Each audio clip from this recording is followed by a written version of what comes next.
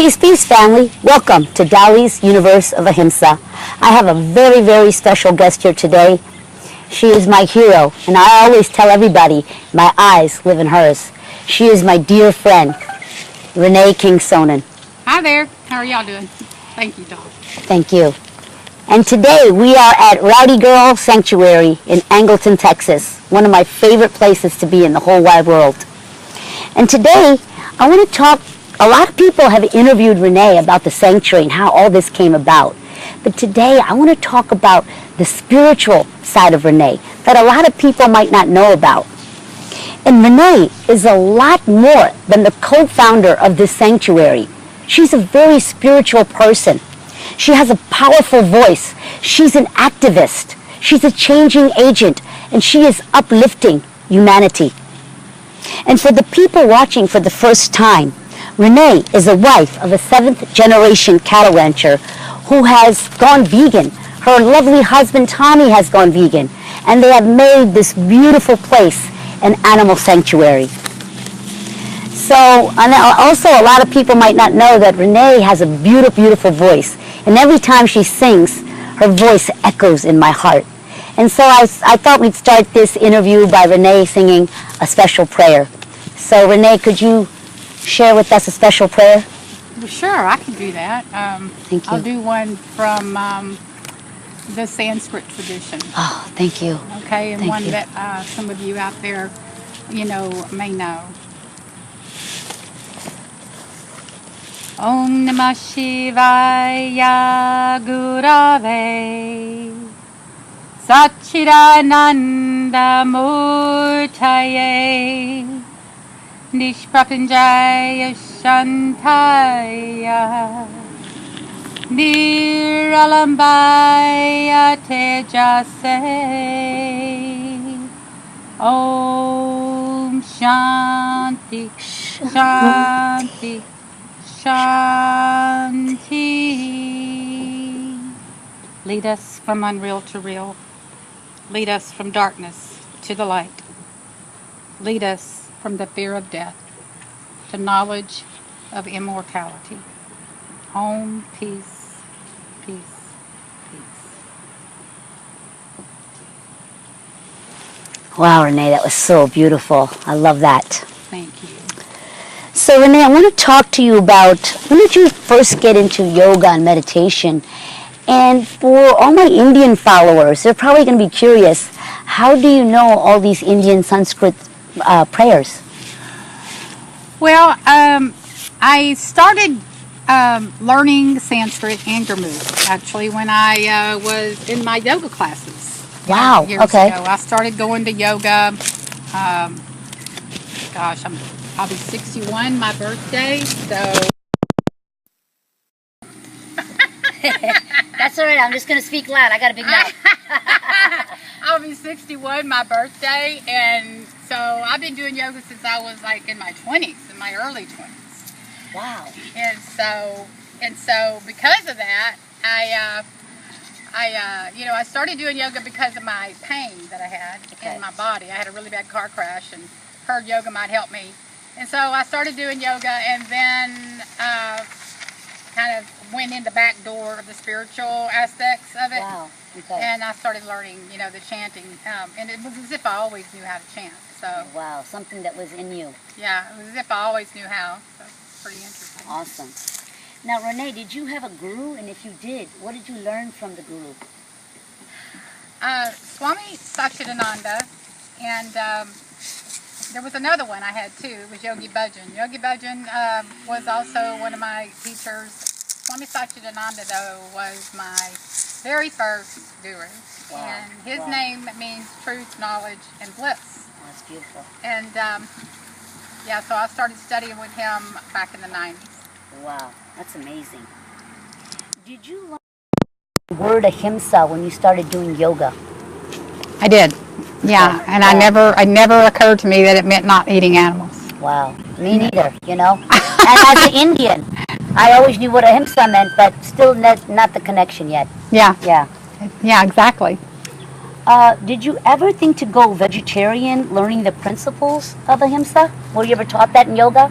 You know, we were, and we did go vegetarian, but it wasn't like a strict, you know, you have to do it, you know, or else. Yeah. It was more like, you know, let's try this vegetarian, but there was never a vegan component. It was Right. always, you know, vegetarian. In fact, some of my yoga teachers, on some of the trips we took, we went to like dairy farms and actually, you know, got gosh. the milk, you know, the Yeah. cream and stuff like that. Yeah. You know, yeah. like family-owned dairy farms and stuff. So yeah, it never was really. I know. Do you think yoga facilities are changing today? I think they are. Yeah, I believe that the whole planet is shifting. The It is. vibration of our planet is definitely shifting. Yeah, the world's waking up. It has to. Yeah. So, Renee, can you tell us when you married Tommy and came out here to the ranch? How was it being a cattle rancher's wife? Well, what you have to, well, I also want to make a correction because Okay. Tommy's a multi-generational cattle rancher. He's not a seventh generation that we know of. Now, he could Okay. be. Okay. But the family we're working with in our rancher advocacy program is a seventh generation cattle rancher. I think you might have heard that and thought. Okay. But Tommy's lineage goes back to the 1890s. Wow, that's amazing. Yeah, it is, That's isn't amazing. it? It really is. So, but, you know, what's it been like married to Tommy?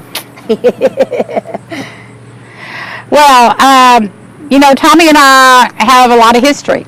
Yeah. And it started back in, you know, the 1990s when we were married the first time. Wow. And, you know, I don't ever make any excuses for the fact that I am a woman in recovery. Yeah. And when I was in my first marriage with Tommy, it was very, very troublesome for me with my alcoholism. Okay. So when so we ended up getting a divorce in that time period, but we remarried, and we never ever quit loving each other. It was always you know, even though we were separated for like 10 years there, we always talked. We were always, you know, just a phone call away type thing. Yeah.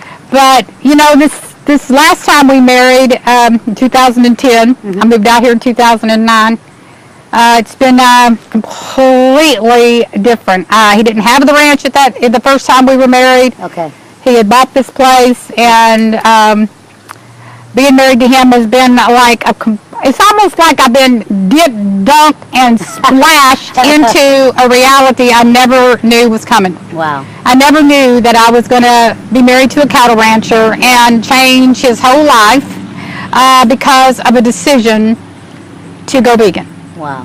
You know, because rancher's wife, let's face it, if you're a rancher's wife, you don't typically go vegan. That's right. That's right. That's why you're changing the world. It's not normal. It's not. It's not. And you know, I've gotten to know Tommy over the last 4 years, and he is amazing. He is amazing out here. He is such a wonderful husband. All the animals just relate to him. He's so loving to us. I just love Tommy. He's a great guy. Yeah, that personality, you know, he's just so loving. So I love you, Tommy. So Renee, so when you first came here, how did it feel raising Rowdy Girl? I heard that you he got you a baby cow named Rowdy Girl, and you raised her.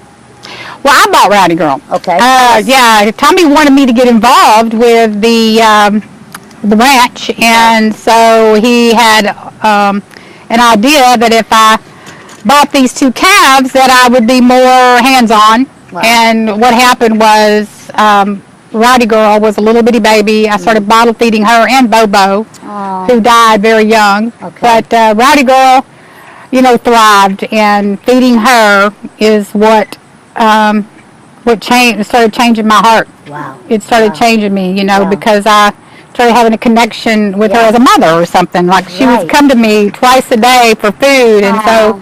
and then I started looking at all the mother cows out there in the pasture with their babies, and I started realizing that to Rowdy Girl, I was her mother. Wow.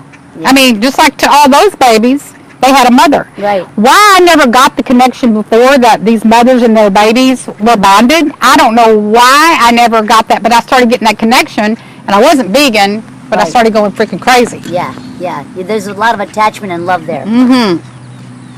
So tell us, when you started doing yoga and meditation with the cows, how did that make you feel, and how do you think it made them feel when you started doing that out here at the sanctuary? I mean, before it was a sanctuary, when you started doing yoga outside with them.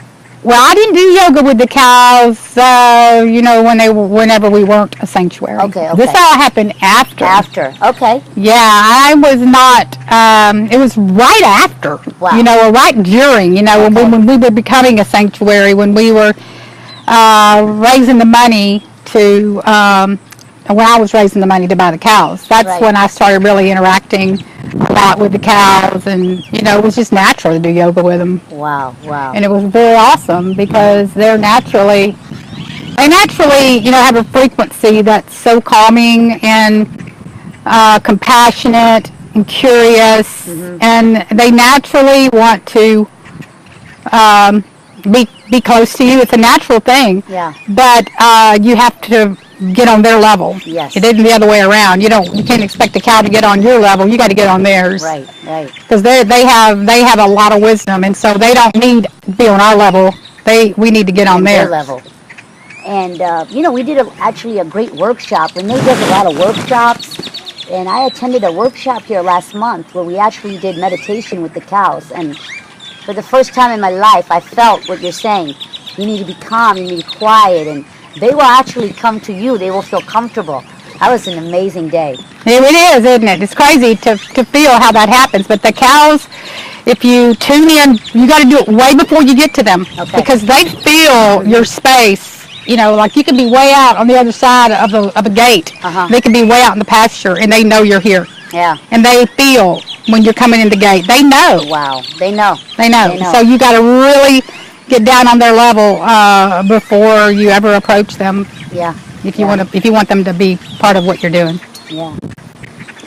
So tell us, Renee, when you started sharing on social media how you felt about these cows, and you actually started a journal of a rancher's wife.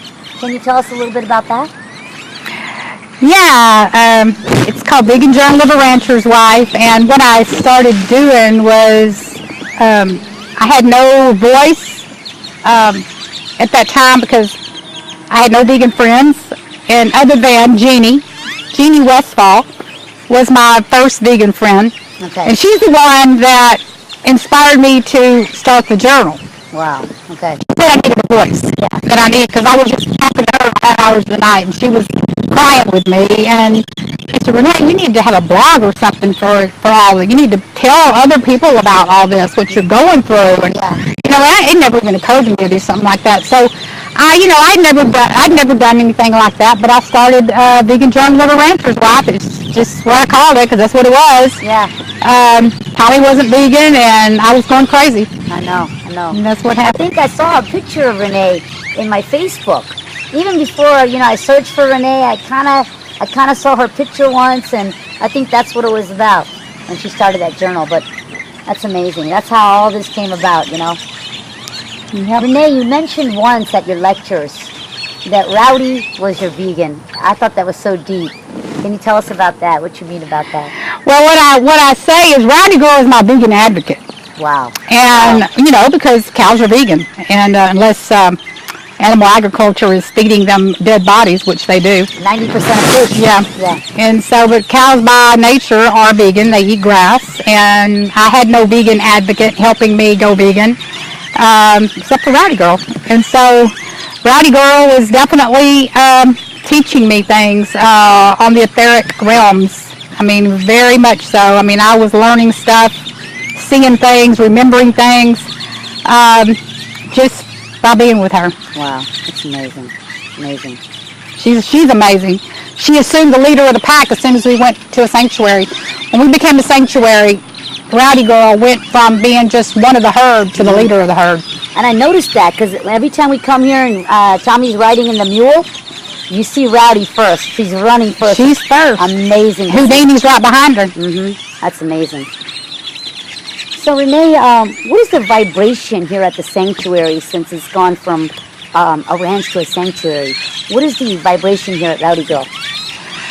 Well, I used to You know, I used to be a massage therapist, and I used to study essential oils, and I know that there's a lot of, you know, the vibration of the essential oils is very important. Like rose oil,